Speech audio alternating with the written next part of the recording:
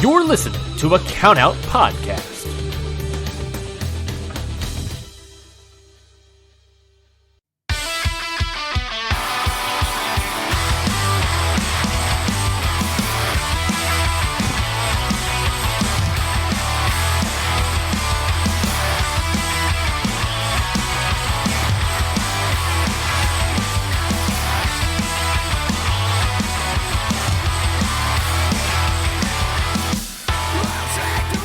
What it is, what's up, and welcome everyone to Faces and Feels. I'm your host, Rafe Houston, and today I am joined by a very special guest. You might know him as the commentator with the most stones in wrestling. You might know him as the one and only Peapod. That's right, it's Chris Dyer, aka Peapod from Ruthless Pro Wrestling and anywhere else you want to hear an Angry Bald Man call wrestling. What is up, my dude? Rafe, it's an absolute honor, and I'm gonna put you over right now because like you have been like one of my favorite wrestling podcasts and podcasters to listen to for like the last few years. Thank you. And I think you do an incredible job. I think you work very hard for what you do. I think you're an incredible individual. Not only just a great supporter in the world of wrestling, but just like an A+ dude. So it's an absolute honor to be a part of this show and be on today. So thank you so much. Man, thank you so much. I mean, this is well and truly overdue. I mean, you and I have known each other for years. You're the reason why I met Chris Kohlenberg, like, and Ruthless and stuff like that, because you were reaching out like to do interviews for Ruthless and get him meeting people and stuff like that. And Chris is now one of my dear friends as well, you know, like, so if you hadn't, you know, been looking for opportunities like that and working with Ruthless and stuff, I probably would have never really met those guys. So, yeah, I honestly would take the opportunity to say a lot of the same things about you, my man. And we're obviously close friends now, and we message each other very regularly. We're internet besties, as you say. And so it's well and truly overdue, and we've talked about doing it for so long. Like, and hanging out, but then, you know, life gets in the way. My wife has to have a gallbladder out. You have to have a gallbladder out. You know, like, everybody just had to get all the gallbladders out of the way. We had to get, you know, any unnecessary body parts removed and repaired. And then now we can finally sit here and just have a friendly chat. It's going to be awesome. Well, it's just, I always am, it comes from my broadcasting background, and it's always that, you know, how do you spread the word around? And, you know, a lot of wrestling podcasts can, you know, feel like a really big, and like, this is not a dog on anything or everything. I'm all for about podcasting. I'm all for everybody expressing themselves and everything. But a lot of wrestling podcasts end up being like a real, like, recap show of like what's on television and everything, and I just like, I don't want that. So like, I came across, it was right about the time I think it was our show Bumps in the Night, because you did an interview with Insane Lane, and at that time I didn't know like the history and everything about Lane and everything. I was still relatively new into the world of deathmatch and indie wrestling, and I'll tell my background in a little bit, I'm sure. And I came across your interview, and I thought it was done really well. And as a former broadcaster myself, or a current broadcaster, as a former radio broadcaster myself, and a person who've interviewed people, I really liked how you interviewed people. I thought it was a very good conversation, and much how I do my interviews with people in the past. It's just a conversation with microphones. And I really enjoyed what you did, and I really liked the information. It helped me as a wrestling, you know, broadcaster to getting your background information on somebody like that. So it was an incredible help. And I go, hey, there's this podcast. They're out of Australia. They're doing rad things, but they've interviewed a lot of good people, and the dude is, you know, doing a good job. You should reach out to them. And then it's just grown and built from there. So it's lovely. It's wonderful. That's what wrestling should be, is like connecting people from literally across the world for stuff. Like you're literally doing this in the morning, and I'm recording this in the evening on a Friday evening and the Saturday morning for you. So that's great. That's awesome. Thank you, man. I really appreciate that, because being a podcaster or being any kind of internet content creator, it can be a pretty thankless task. You know what I mean? And especially here in Australia, nobody knows what I fucking do. You know what I mean? Like that, they do. My friends don't listen to this. You know what I'm saying? Like, it's just like a thing that I sort of chip away about. by myself, and obviously I've had amazing help from my wife and support from her, and there's local people like the Dude Where's My Ring crew, where I've started, doing that, and they gave me the opportunity to do commentary and the Deathmatch Down Under crew and things like that. But that, that was a long time sort of coming and grinding away and just doing these interviews because I just wanted to have conversations about the things I enjoy. Because it's like I can only scream at my wife about how cool something is so many times before she's like, whatever, man, I don't care. And it can be hard to continue that motivation because like wrestling is the kind of thing that you fall in and out of. You know what I mean? Sometimes there's just nothing really for you. And you're like, man, I'm so fucking burnt out on this, and then different scandals happening in wrestling, different things happening, and you're like, fuck, I lose energy with this shit, and why do I even do it? But you end up having like another conversation, and you push through it, and you dial up somebody, and you stare at a stranger or somebody from the other side of the world, and you start to have a conversation, and then you remember very quickly why you do it. I always think I'm going to be tired. Like I'm always like, oh, fuck, it's so early in the morning. Like going to do this. I'm sure they're lovely, but I just can't be fucked or whatever. But the moment it like lights up and starts going, I'm so glad I pulled my corpse out of bed to come and do this because it always ends up with a genuine connection. And it's awesome, and it's an amazing thing. And like I got into wrestling myself because I was really younger, and I had a very staunch 8:30 bedtime and as a kid. Yeah. And like that literally went to the point until I was in high school, and then it moved up to 9 o'clock. Oof. So, like I was a real big party animal when I was younger. And my father at the time, he owned a restaurant, and he would close up shop and everything. And then he would be home right around that WCW Nitro was on. And I got to see the first like half hour Nitro. And this is like, and I couldn't tell you how old I was at that time, but I was old enough to watch wrestling. And then I got into around middle school is when I actually actively watched it myself, really kind of around the time that a lot of people that I knew was falling out of it. It was the big storyline was DX and Triple H marrying Stephanie McMahon. That was the big. My wife and I got married in that same drive-through in Vegas. Oh hell yeah! That rules. That's hilarious. I was like, got to go through that date rape drive-through. Right. And, so fucked. And a lot of people were getting out of it, and I really enjoyed it. And I started watching on TV, and my very first live event that I went to, it was the WWF Raw that Vince McMahon announced that he bought WCW, and then there's a McMahon on the end of that check, but it's Shane McMahon, and I was at that live Raw for that event. So like that's my like little feather in my cap. That's so cool there. And then I got into more and more wrestling, and then I remember like racing back home on the first day, on the very, very first episode of TNA Impact on Fox Sports Network in America. And, I was really excited for that. And then in college, I got to meet up with a lot of friends and a lot of people that, really enjoyed wrestling. And I even did a little bit of college radio, and we did a college radio show, a wrestling show called Capture Suplex Radio. And I met some of my closest friends through that. And then, I had my falling out with wrestling. It was unfortunately with one of my friends who was a part of that group, unfortunately, unexpectedly passed. Oh, I'm sorry. And no, I'm sorry. No, it's all right. It was, just health issues and things like that happened, and I fell out of wrestling because that was like a part of me died. And also at that time, like you said, like I just wasn't into watching it, but I watched like everything during college. And, I learned more about independent wrestling, and I learned more about like Japanese wrestling. Like I was showing off the other day, like, and I think I showed you in a message, like old Dragon Gate signed photo books that I had, and I have an old 8x10 from Kota Ibushi from a Ring of Honor show that I went to before. And I was watching that. I was watching England stuff and everything, and I was checking out all these other all this other wrestling stuff, and I'm getting blown the hell up by my friend, and I need them to stop. So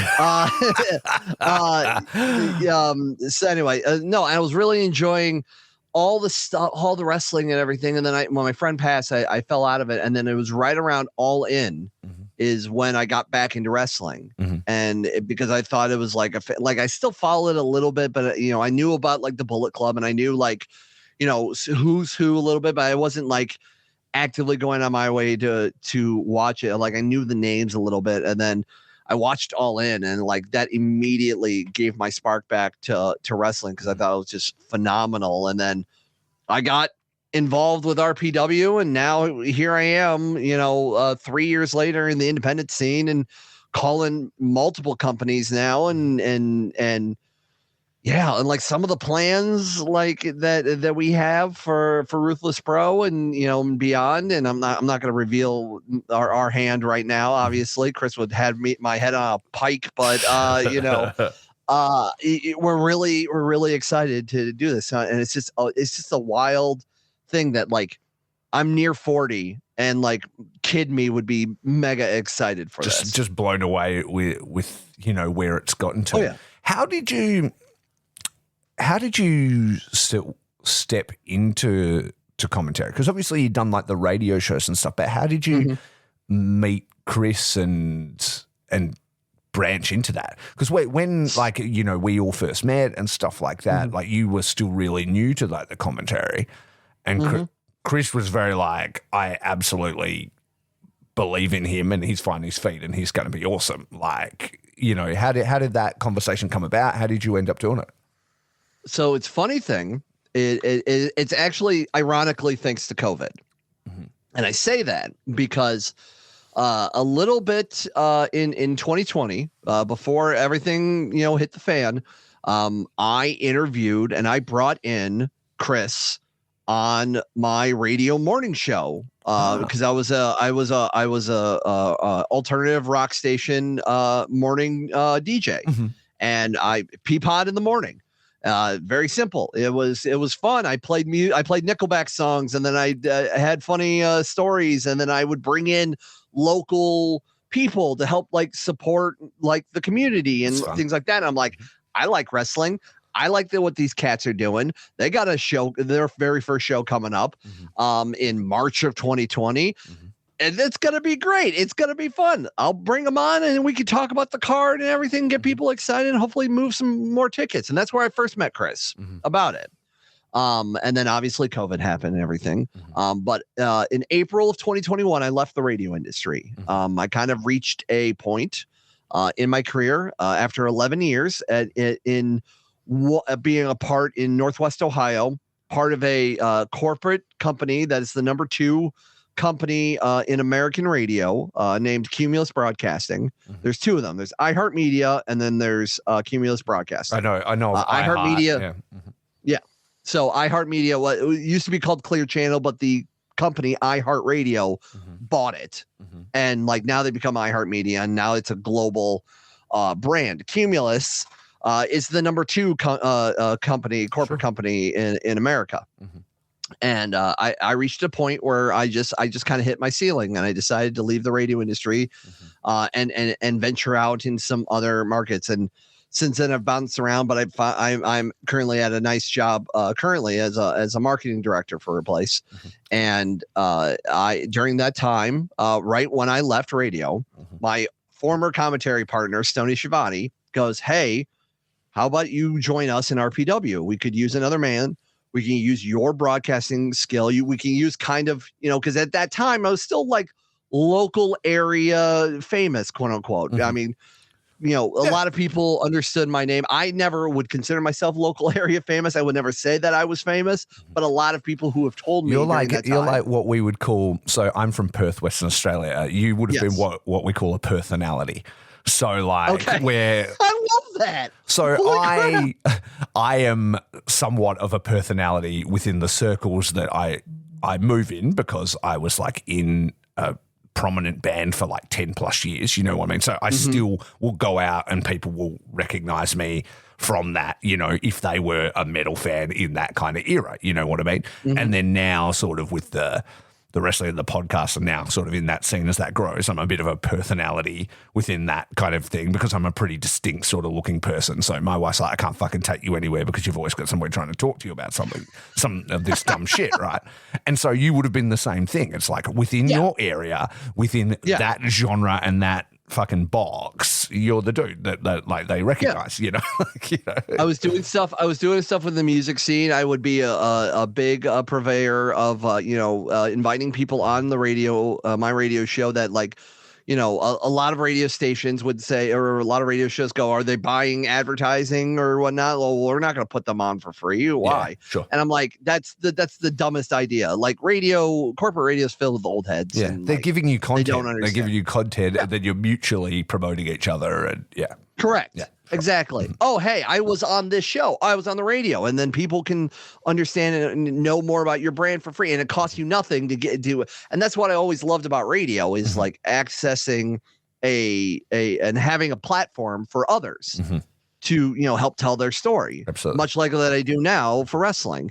But Stoney Schiavone, brought me on, and he's unfortunately not part of us anymore. And things happen, things change. But like I joined in and I talked to Chris and I go, hey, Stoney, we connected me with you. Are you interested in having me on? I'd love to be a part and help out. And he's like, we're still in our infancy. This is really like a labor of love. If you really want to be here, you're going to be here. And I go, I get my bills paid. I got a 9-to-5. I like wrestling. I like talking. I like helping good people. You want me on? I'm on. I'm in. And from there, like, we've done a lot more. Like what we've done in Ruthless Pro Wrestling has been incredible in the few years we've been around. Yeah. Like I truly believe that we have something special, not only on the independent scene, but in the deathmatch scene as well. Especially right now in 2024. I think we are,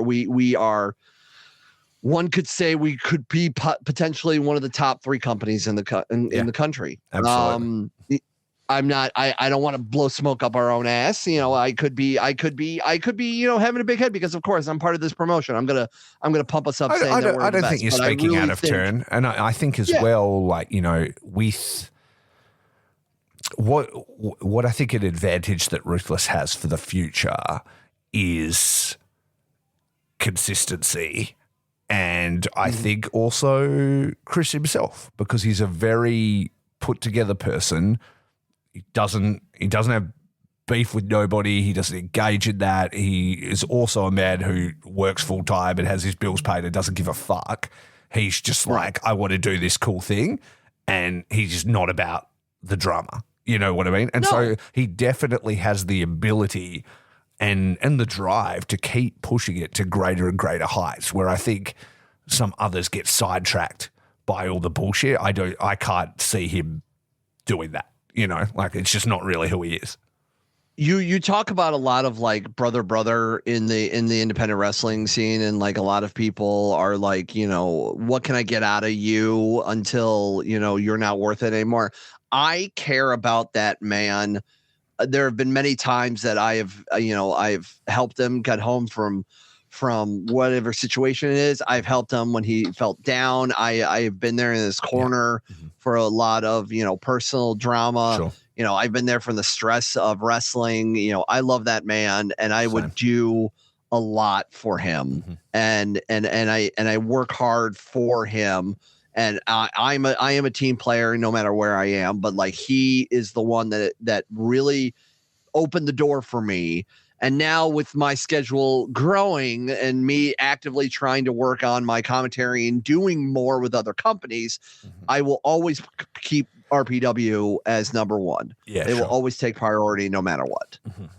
Absolutely. No, he's a great dude, man, and I feel the same way. He's had more than his sort of fair share of rough spots and sort of personal tragedies and things like that. And I always, try and, keep up with him. You know what I mean? Just send a message now and then, make sure he's good and stuff, because he's somebody I really value, and I think he's like a great person. So, yeah.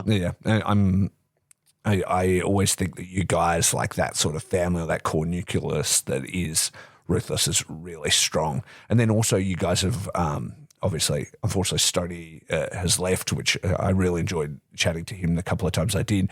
But you've got John Bullard involved now as well, like on commentary, and he's another great driven person, so I think that could only help too. I was blown away the amount of time that you spent talking about me, and I will spend the same amount of time on that about John, because I think John is an incredible individual. He is a great mind. I have learned so much from him, not only just on wrestling and commentary, but just learning how to have inner peace about stuff, and a little bit. And I'll get a little real for a moment and everything. Towards the end of 2023, my wife was diagnosed with cervical cancer. Yeah. Had to deal with a lot of that issues, and during that time, I actually ended up getting fired from my one job and actively getting another job at the same time. So like, I was a mess. I was mentally and emotionally a mess, and I kept that information to like very few people. And, I said it to our internal crew at RPW. I kept that with John. I believe I shared some stuff with you as well. Yeah. I didn't make posts about it. I didn't give updates. And, we recently put on social media that, hey, my wife is clear. She got a scan a few weeks ago, over a month ago, I think. And, everything is good, clean. She'll get follow-ups every 3 months until they say, okay, come back in 6 months, come back in a year or whatever. Sure. And she's right now still working on just, rehabbing her body to get back to 100%. It was at a point where it was, it was very treatable and curable, and it was just a lot of radiation and low grade chemo, so she didn't like lose all her hair and everything. I unfortunately made a bad joke to try to make her feel better, because that's how I sometimes deal with trauma, and said, hey, during this, there can only be one bald person here, and that should be me. So I told that joke maybe a little tad too early. Yeah. Now thinking back of it, it's kind of funny, and we can laugh at it now. Yeah. But didn't go over at the time.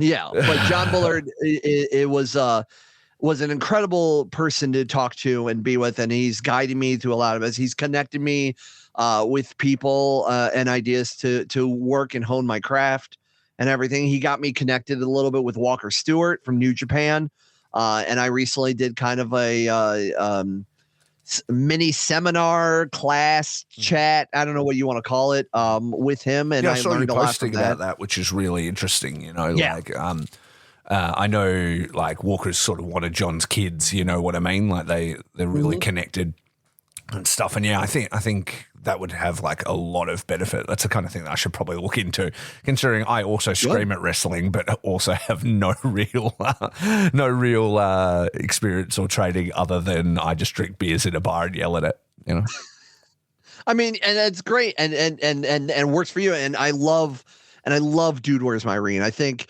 it's so fun and it's very interesting, and the cast of characters you have in the Perth Australian scene is absolutely wonderful. And I loved King Shahil. I thought he was great, fantastic. Shah's so great.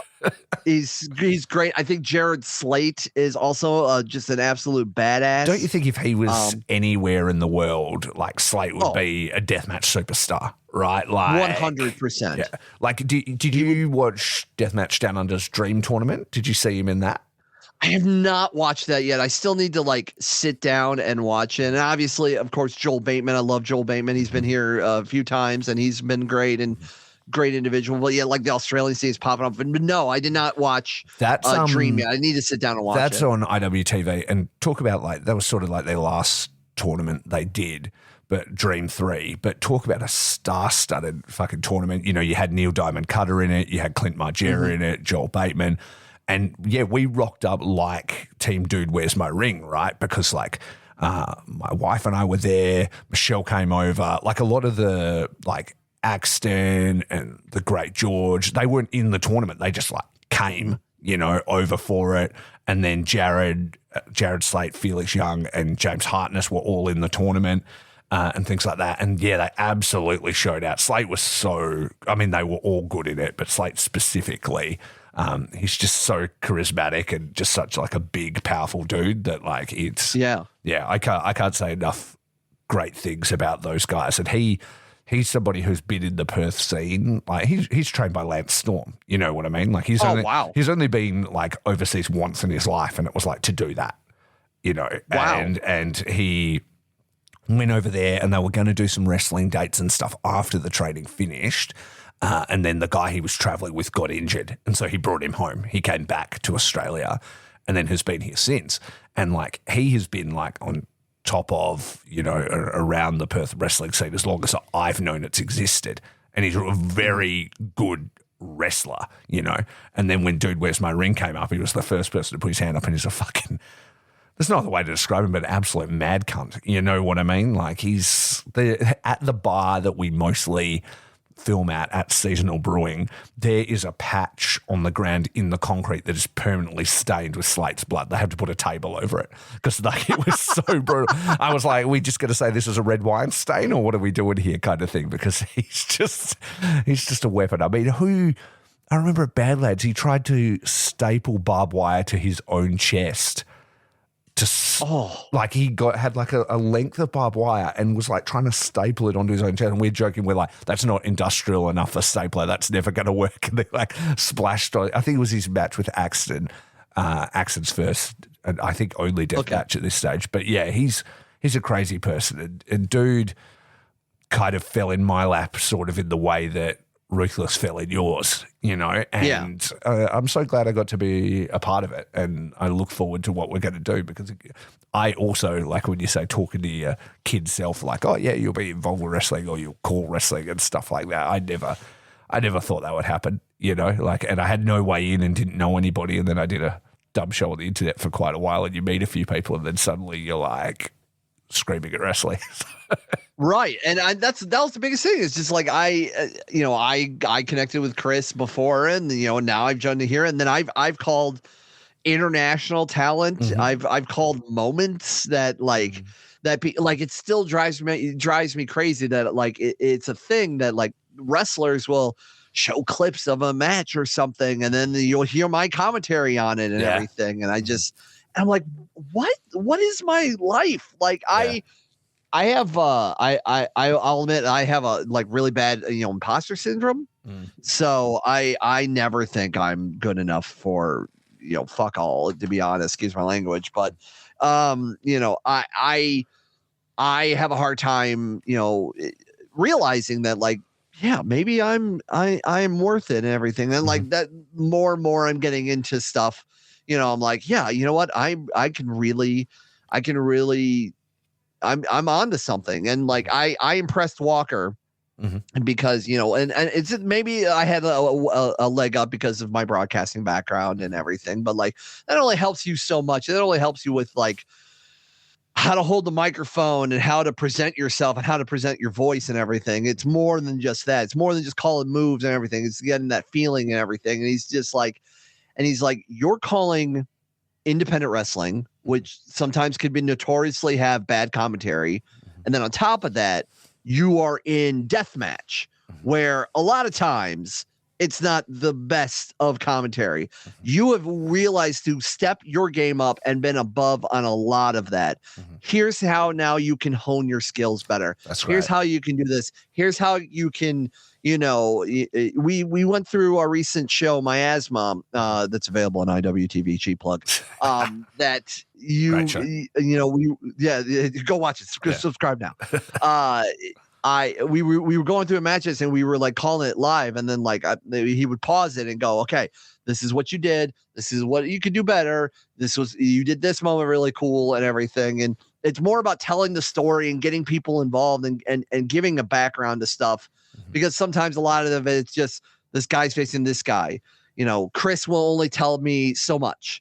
I will only know so much until the day of the show. And even then during the show, sometimes Chris will do a bait and switch on me for a reaction, because he wants that live reaction. So the reaction that you are hearing from me is legitimate, and it's great. I hate him for it sometimes, but it's great because you know, the fan in me is excited. The, you know, broadcaster professionalism on me hates it because I've already been told one thing. I have notes saying one thing, and all of a sudden now I gotta switch on the fly, which It happens. That's card subject to change is more than just for wrestling. It's for life itself. Yeah, so, absolutely.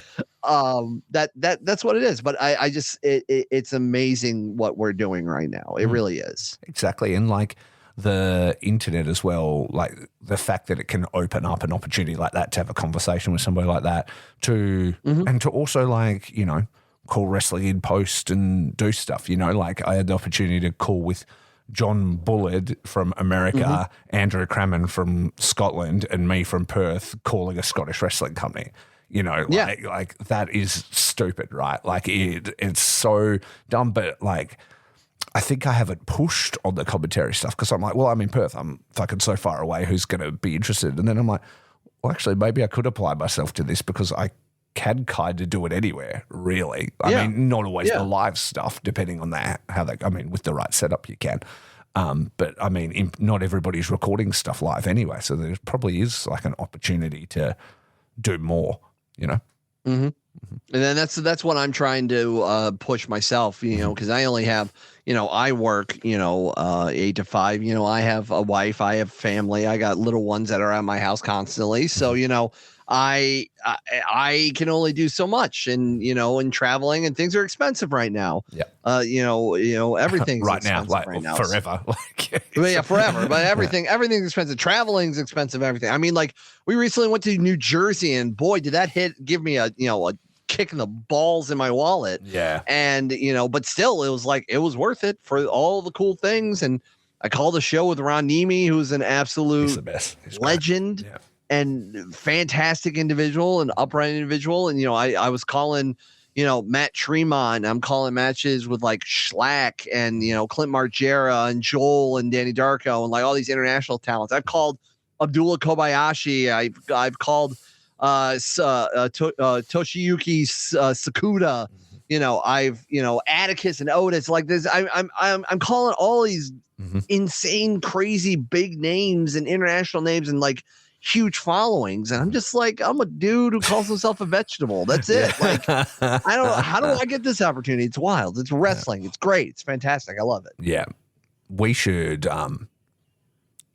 call a show one time. That would be crazy. We should call a show today. I want to call a show with you. That if anybody needs post commentary and want Peapod and I on it, hit us up. Slide into the DMs. We'll do it. We'll record it at 9 a.m. on a Saturday morning. It'll be fine. Well, 9 p.m. on a Saturday. Let me call a dude where's my ring? Yeah, exactly. We've got to do it in post. We'll do it in post. We'll have to do it in post. But I would love like that would be an awesome dream, is to like travel internationally and do this. I'm in the Midwest. Like the farthest I've gone west is like Wisconsin, and that's not very far. I haven't had the opportunities to do more. So hopefully like wrestling will give me the opportunity. It's not like I don't want to travel. Yeah. Let me say that. It's just time, money, energy, prevents me from doing that. I mean, real life makes that hard. Especially when you're like, an older dude, like we are, you have responsibilities and things like that. So you can't always just get in a car and, fuck off and, quit your job. You got a friggin' mortgage. Yeah. When I was in a band for 10 years, I would just quit a job if I wanted to go on tour or whatever. Like, who cares? Like, I'm on the road and it's just me and it doesn't matter and blah, blah, blah. But like, now it's like, mortgage, wife, responsibilities, things like that. Yeah. So if I can line stuff up, we absolutely, will travel for wrestling and do so many times, in our trips to Japan and the US and things like that, and to over East constantly. But yeah, I mean, reality is that there's probably, and also for the promoter or whatever, it probably, it might be more viable to arrange commentary through, by post through the internet, like you could just get it done and get a team done and you don't have to pay for their trans or their accom or anything like that. Yeah. Yeah. Let's manifest this. Let's 2024. Rafe and Peapod. Let's go. Yeah, let's make it happen. Exactly. Faces and peas. I don't know. We'll think of the name. That's not it. That's not the name, but we'll work something out. So anyway, as we cruise along here, let's do the thing that I normally start the show with.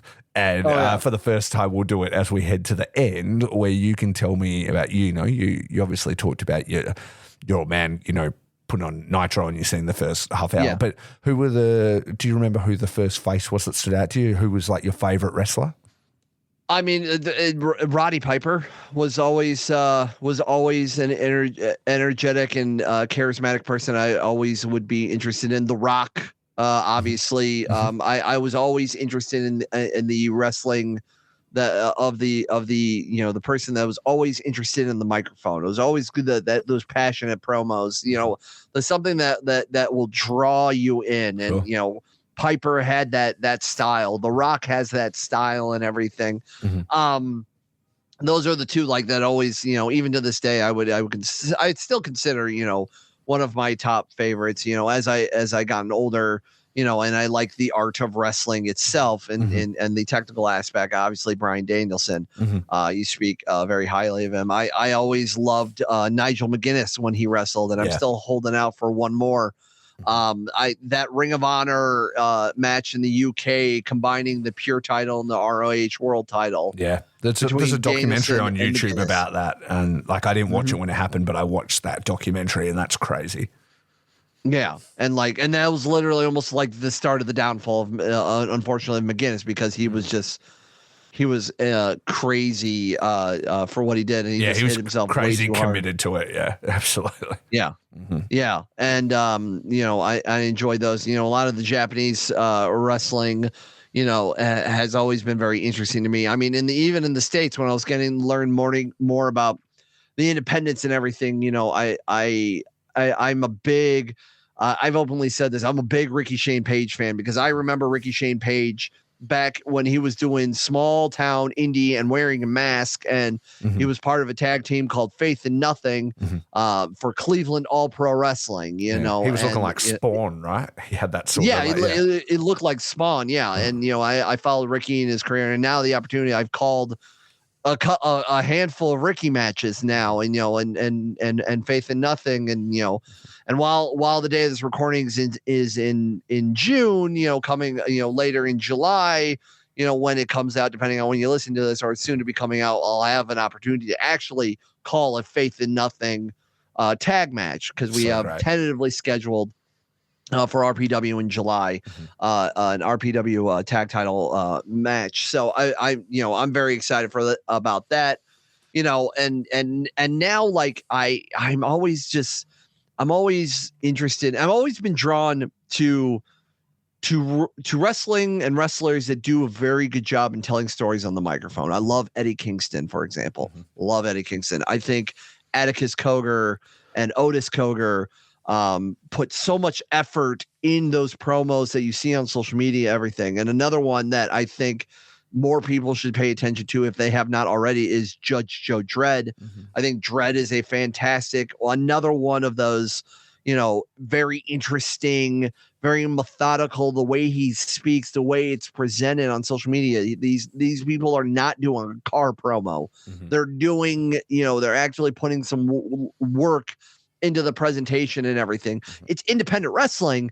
It's small town wrestling, small town, quote unquote wrestling, where, a sold out show is, 200-300 people, but it's not the same as television wrestling, but that doesn't mean you can't present yourself and work very hard to make those 200-300 people and the people who are watching all across the world because of the internet and streaming a big deal.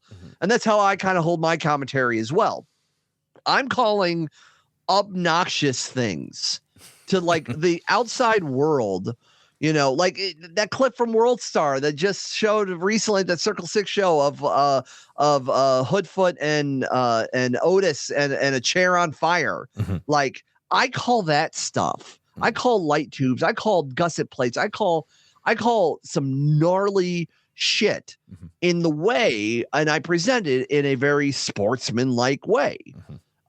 Because, and I treat it as like a very professional setting, because, I'm calling this action, and it's my job to pull and help pull the person in with a lot of this wrestling. So I need, someone who should be engaging and be interested and know the why about everything. So that's the biggest thing. So I've always been drawn to those type of wrestling. Either like real hardcore, like inside great wrestling.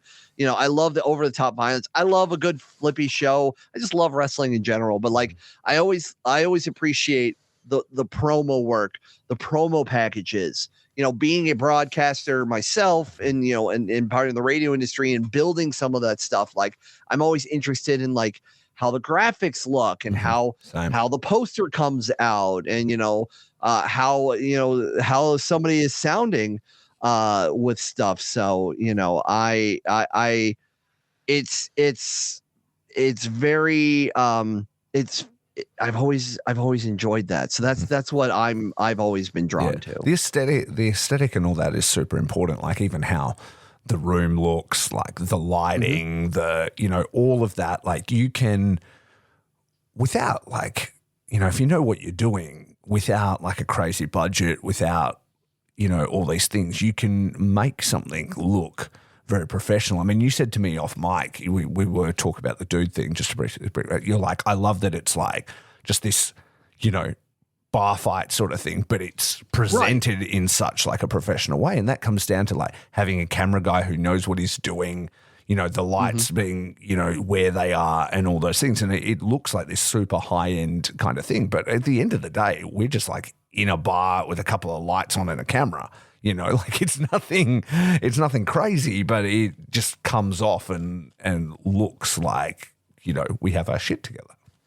Yeah. And I miss Dude Where's My Ring. I can't wait to see it back. I hope it works out. Oh, we've got 3 shows in the bank that need to go online. I'm excited for those. Which due to various reasons, I don't want to say it's my fault they're not online because it's not all the way my fault, but I do need to record the commentary. Adam and I are actually doing that this week.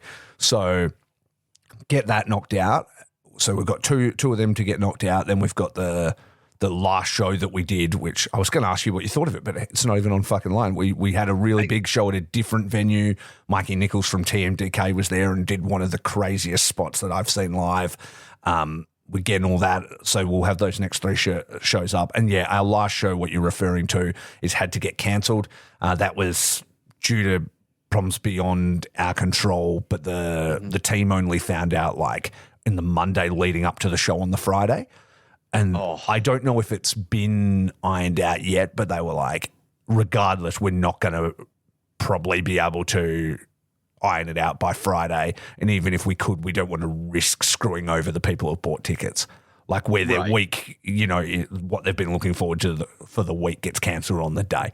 They're like, we would rather cancel it, just not give everybody their money back and then, goodwill and then do it. And then we still went to the bar that day and we put N64 No Mercy up on the big screen and we were selling merch and we're all drinking. All the wrestlers were there. Everyone was hanging out. We were playing darts, shooting pool, playing video games. And all the fans still came down, hanging out with everybody and stuff. And it was like just a great night for us all to have a night off and actually hang out together, not on a show.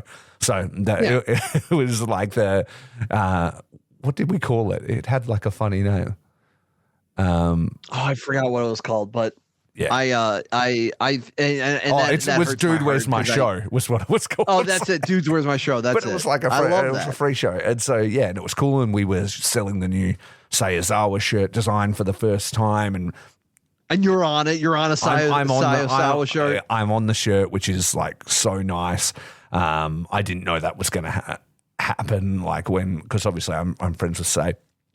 And I had sort of done the back and forward because I really wanted to make it happen for Dude and stuff like that. And I was like wanting to sort out what the design would be. And yeah, Michelle insisted that like the original year 1 crew that were, big parts of like the first year of Dude were on there, including myself and Mean Dean, Adam, who is the other commentator. Reese, the cameraman, is on there. Like, oh, nice. It's like the core group that is Dude.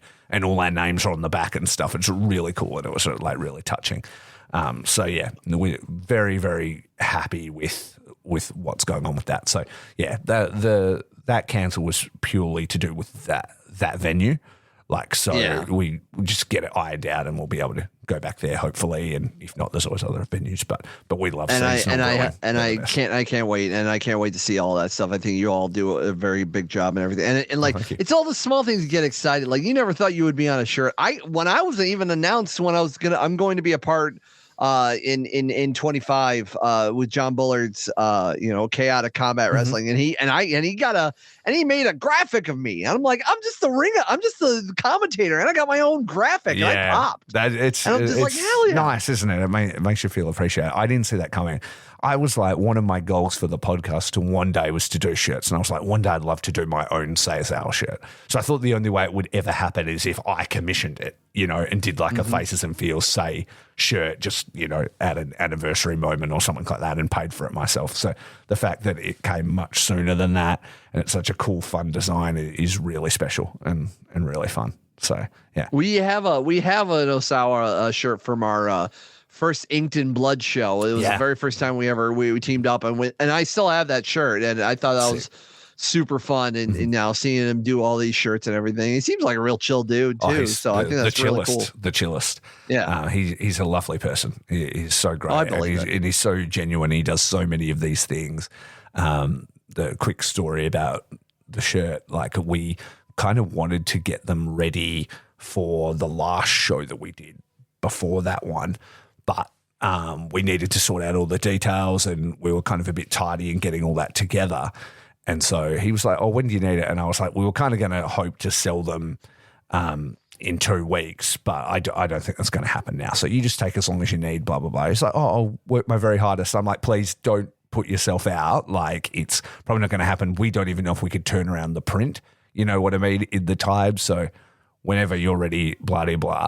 And then like I had the design in like a week. He was like, I felt it was my personal mission to get this ready for you. And I was like, no, I really meant genuinely don't do it, because the printer couldn't even get them ready in time. You know what I mean? By the time he got it, but he's a genuine person and a nice friend. And so, yeah, he really wanted to turn it around. He's a sweet person. I loved that he trusted me to do the interview with him. You know what I mean? That was his first English speaking interview, and he wanted to do it with a translator, and Yuki was like nice enough to lend her time and do it. But that was really special, like to do his first English interview.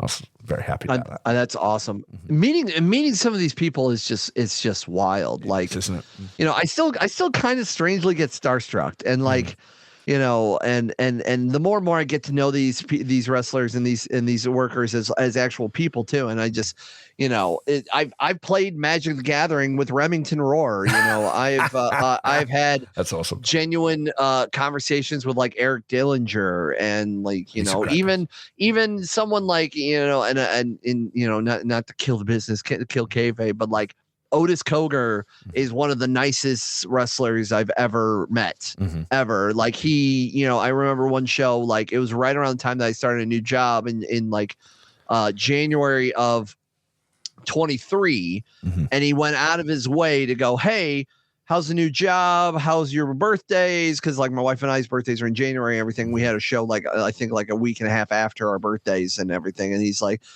how's everything going with you and everything? He took the time out to find me, really nice, talk to me, and ask all those things. And I will. I that still hits me to this day. There's never been a wrestler so far, knock on wood, that I go, I hope I never work with that person again. Yeah. Every wrestler we've booked, and I think, and then it helps that we, it goes back to Chris and like the environment we put in and everything. Like we don't want drama. We don't want the bullshit. We're here to put on some fun things.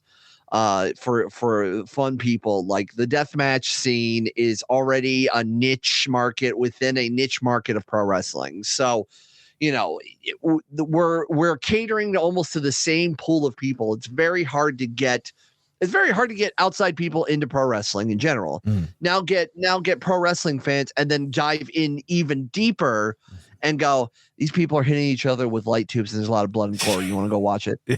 Like, it's hard to do it. So like we want to just put on cool stuff and it's just fun. It's fun. And then like I'm getting the opportunity to do a little bit more. I'm branching out a little bit in like Flophouse. I mentioned about doing some more with Chaotic Combat Wrestling. I'm hoping to do more this year and some other companies, whether it's, live or post-production. Walker, when I was talking to them, he one of the questions he asked is like, what's some of your goals into doing wrestling? And I'm like, I want to be like able to, like, if someone can like fly me out for a show, I'm like, that'd be really cool. That would be like a bucket list item. If I can do another show with, like, I did a show with Nick Maniwa, and I thought that was really cool. And I would love to do another show with him, or Veda Scott. I absolutely adore her, and I love the work that she does. And like my ultimate goal, like I'd love to call a show with Ian Riccaboni. I think he's one of my favorite current broadcasters when it comes to wrestling. And, when people ask like, what's your style, kind of mirror, I kind of the closest thing I can say, I try, because I'm me, I'm Peapod. But the style that I somewhat, I guess to say, lack for a better term, emulate is Ian Riccaboni, because I think Ian Riccaboni has that professional sounding style, but he also has that dry humor, but he also can have fun as well and get you hype and get you psyched and everything. So I think, that's the style I kind of go for. I just like, and I'd love to do more with Ron Nemi. I think Ron Nemi was an incredible opportunity, and I love John, and I'll continue doing stuff with John. And I can't wait to do more stuff with John for our PW or wherever else we've done. We've done a little bit of post stuff for a couple of companies out west for hot minutes. And I think we might be continuing to do that as well. But, I'd love to do more with Ron Nemi, and just like anybody who's like interested in doing work. Like, getting in the reps. Drop in. Exactly. Yeah, getting the reps. Yeah, that's what I'm trying to do. I can't get better unless I do more. Exactly. Commentating. So. Yeah. There you go. So absolutely. No, that's awesome. I think that's great, man. Tell everybody where to find all the Peapod things, like how to follow you and keep up with everything you've got going on. Yeah, and I've recently changed a lot of like my usernames and everything, so it's all in like the same brand. So you can reach me for booking inquiries at Peapod calls the number 4 and the letter U at gmail.com. So Peapod calls for you. And that whole phrase can be found on Facebook, Twitter, and Instagram and TikTok. Is Peapod calls for you. There you go. Look at this guy. There you go. I recently rejoined Twitter for like the umpteenth time, and I hate Twitter and so much, but it is a good way to connect with the wrestling audience and everything. So I was like, fine, I'll join it again. It's whatever. I hate it. It's whatever. I feel like Twitter just the worst vitriol of people and hot takes, quote unquote, when it comes to wrestling or anything in general, just comes from Twitter. And it didn't really used to be. I mean, it sort of did, but like you can at least get through it. But there's something about Twitter that I just don't like. But it's better connection than like a lot of other apps that do, especially for wrestling. People can build storylines via Twitter as well, or Instagram. I like Instagram better. We can do more. And then I'm trying to experiment more with short form video stuff and like highlight stuff of some of my shows and everything through like TikTok. And then, if you're rad enough, I'll add you on my personal Facebook and everything, but it's all Peapod calls for you. There you go. Go check it out. That's how you do it. Connect. And that's how you do it. And that's how you connect with the loud bald man who calls himself a vegetable. There you go. There you go. That's too easy. So remember, it's number 4, not FOR, everybody. So yes, it's the number 4 and the letter U. Yeah. So there you go. Keep it nice and there short. You go. To the point. I like it. And then obviously you've got lots of stuff coming up with like Ruthless and different things like that. So we're gonna be nice. We have a handful of shows coming up for Ruthless Pro Wrestling. We're recording this in the beginning of June. So coming up in July we got Scum of the Earth. We have a special show actually. I forget before that. We're teaming up with the POR stunt team, and by the time you listen to this, it could be already happened or whatever. But we have a show in June called Stuntin' on 'em. We're working with JJ Escobar and his crew for a kind of very interesting 5 versus 5 individual matches. 5 of RPW's best is going to take on 5 of POR's best, and then some extra shenanigans. And also, if you're there live in person in Virginia, They got a metal band that sings about monkeys and whatnot, dress up like monkeys, called Banana Slamma. So it's a real band. Yeah, it's a real band. Chris always likes to try to do like one like weird ass show or something out there. In 23, it was Whiteout at the skate park, cool. No Ring Skate Park, and that was a band too. Last and a half. That's great. Yeah, and then so we got Stunting on them. We got Scum of the Earth, and that's going to be at the world famous Berwyn Eagles. That's happening in July, and then August is King of the Kill. That is our second annual deathmatch tournament.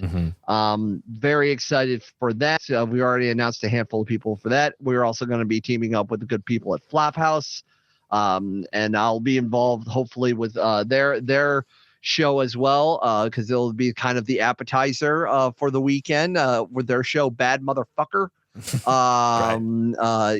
Yeah, it's much like, and like the graphics have like the wallet from the Bad Motherfucker movie.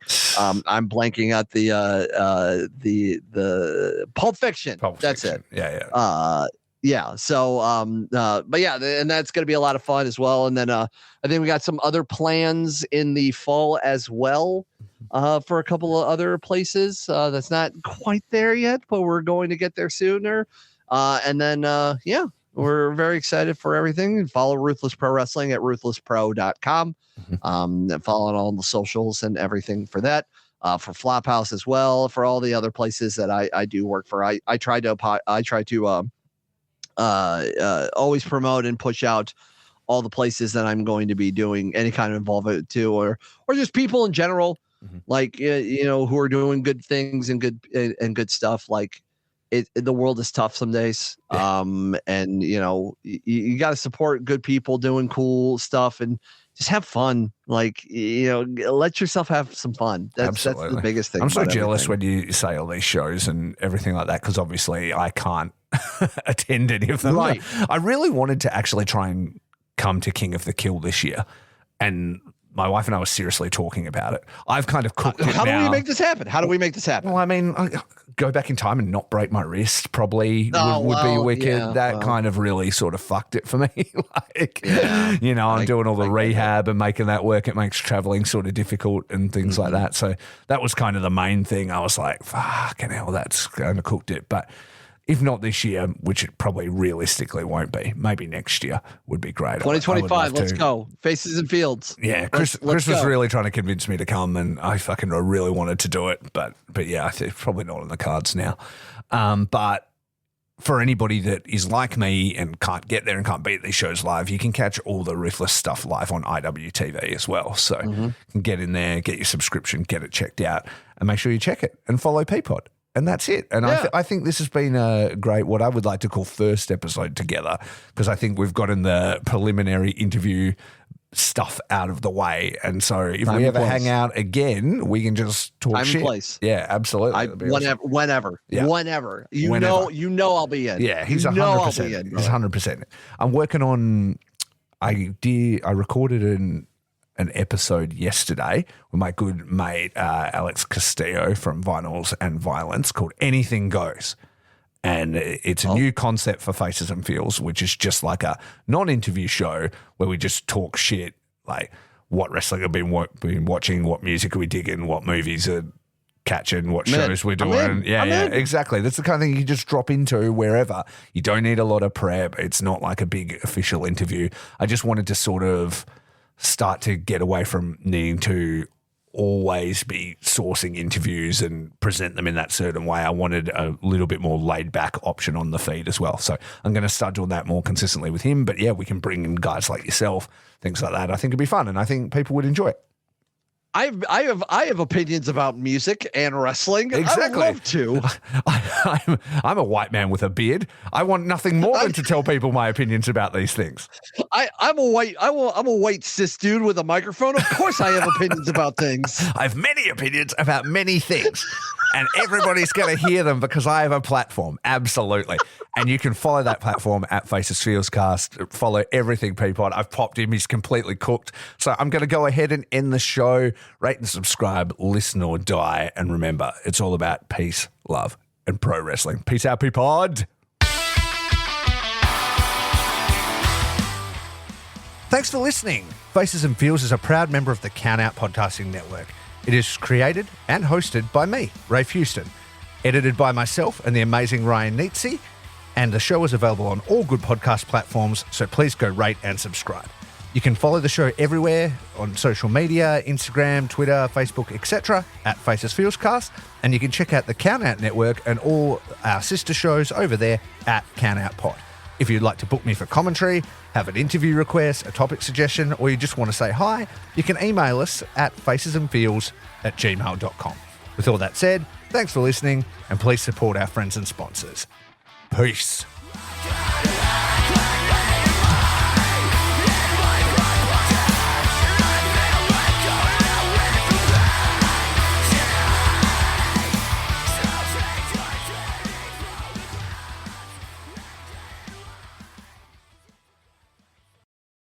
My body is a roadmap of pain. DeathmatchWorldwide.com, the official online merchandise store that is only for deathmatch wrestling.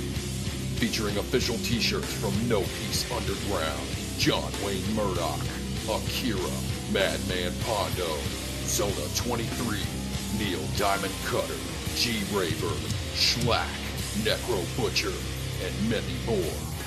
If you are a deathmatch wrestling, promotion, manager, or platform and are interested in joining the web store, send us an email to deathmatchworldwide@yahoo.com. Deathmatchworldwide.com for the violent feud.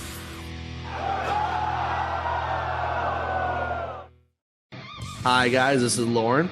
This is Michael. And this is Your Dose of Death podcast. If you're genuinely curious about the world of deathmatch wrestling, look no further, as me and Mike have you covered on all things in the world of deathmatch wrestling, whether it's Interviews, show reviews, or everything in between.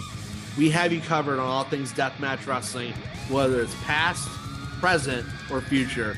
And you're probably wondering where you can go support us. You can find Your Dose of Death podcast on all major podcast platforms, especially along with the Count Out network of podcasts. And also, you can support us on the Count Out Patreon, as we have exclusive content only on the Patreon for all of our listeners. We hope that you go listen to Your Dose of Death podcast very soon. and see you at the shows.